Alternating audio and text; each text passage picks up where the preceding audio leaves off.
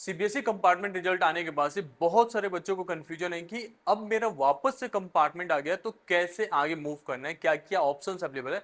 तो सारा कुछ मैं यहाँ पे गाइड करने वाला हूँ। आपका सीबीएसई से भी कैसे क्लियर कर सकते हो या एनआईओएस से कैसे क्लियर कर सकते हो या अपना साल बचा सकते हो, उसके बारे में पूरा डिटेल में समझाने वाला हूँ।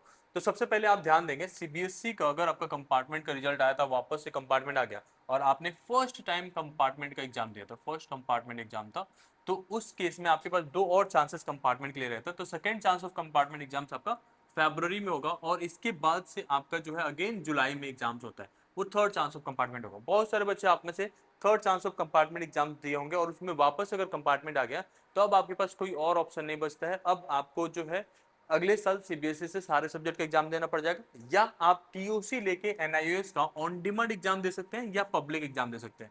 अब पब्लिक एग्जाम भी दो जगह पे हो रहा है एनआईओएस का, एक तो अक्टूबर सेशन में हो रहा है और एक हमारा अप्रैल सेशन में हो रहा है। अब जिसको इसी साल का मार्कशीट चाहिए, जैसे होता है ना कि ईयर गैप नहीं दिखाना, तो वो अक्टूबर में देते हैं, लेकिन इस साल कॉलेज नहीं मिलेगा इस चीज से। अप्रैल में आप एग्जाम देते हैं तो अगले साल होगा, बहुत ही अच्छे से पढ़ के बहुत अच्छा स्कोर किया जा सकता है, जेई वगैरह एस्पिरेंट्स इसमें जा सकते हैं। बाकी जिनको साल बचाना है, इसी साल कॉलेज एडमिशन जाना है, तो वो ऑडी में दे दें। इनका अगस्त और सितंबर में एग्जाम होगा, ठीक है। अब क्या क्या होगा इसमें ये समझा देता हूँ। जो ऑन डिमांड एग्जाम्स होता है ना, ये आपका केंद्रीय विद्यालय में होता है, और जो ये अक्टूबर अप्रैल वाला एग्जाम्स होता है वो ये दोनों में कराया जाता है। तो आपके घर के आसपास कहीं पे भी सेंटर्स मिल जाता है, लेकिन जो ऑन डिमांड एग्जाम्स है इसमें सेंटर्स पास में नहीं मिलता।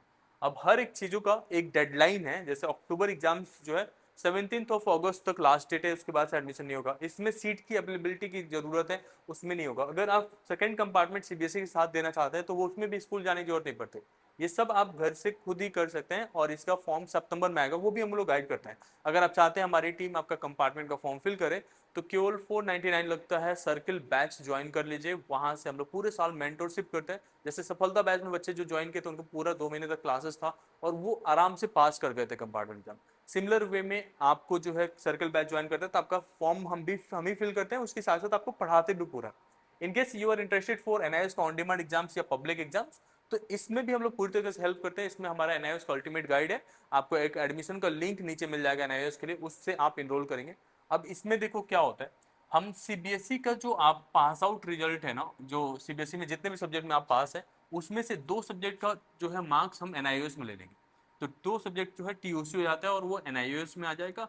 बाकी तीन का एग्जाम्स देना कंपलसरी है, ये बोर्ड के रूल्स हैं।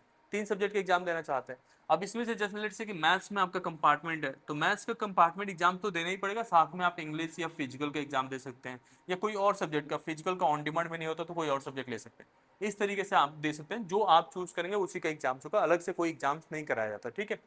अब कुछ बच्चे होते हैं कहते हैं कि नहीं नहीं भैया मुझे तो सारे सब्जेक्ट का एग्जाम देना है, टीओसी नहीं लेना है, तो आप सारे सब्जेक्ट का भी एग्जाम्स दोनों में दे सकते हैं। अब आपको उसके हिसाब से प्लान करना पड़ेगा। तो एडमिशन प्रोसीजर्स कैसे हैं एनआईएस का, वो मैं एक बार समझा देता हूँ। सबसे पहले मैं आपको बताता हूँ, लगभग 7,000 के आसपास टोटल फीस जाता है। और आपका प्रोसीजर क्या होगा, एक लिंक हमने डिस्क्रिप्शन में दे रखा है, कमेंट सेक्शन में पिन कर देंगे, वहां से आपको इनरोल करना है। आपका पहला फीस लगेगा 1,999। उसके बाद से आप एडमिशन को अपना ट्रैक करेंगे। जब एडमिशन आपका कंप्लीट हो जाएगा फिर हमारी टीम आपसे कनेक्ट करते हैं और आपको फीस देना पड़ता है लगभग 5,000 के आसपास। इससे हो जाता है। अगर आपका अप्रैल में एग्जाम्स हो रहा है तो थोड़ा फीस बढ़ता है, बट ये जो है हमेशा 10,000 से कम ही रहता है, 7,000 8,000 इसी के आसपास रहता है। इनकेस सब्जेक्ट चेंज होता है तो थोड़ी बहुत फीस बढ़ती है, अदरवाइज सबसे जेन्युइन और सबसे कम फीस हम लोग आपसे चार्ज कर रहे होते हैं और पूरी तरीके से मेंटोरशिप दे रहे होते हैं। आपका study material, practical files, assignments, जो भी चीजें रहता है सब कुछ हम लोग गाइड कर रहे होते हैं। तभी आपको होप लूज नहीं करना है। There is lots of options to clear the exams. आपको परेशान होने की जरूरत नहीं है, ठीक है। होपिंग डेट आपको वीडियो हेल्पफुल लगा होगा। Thank you so much.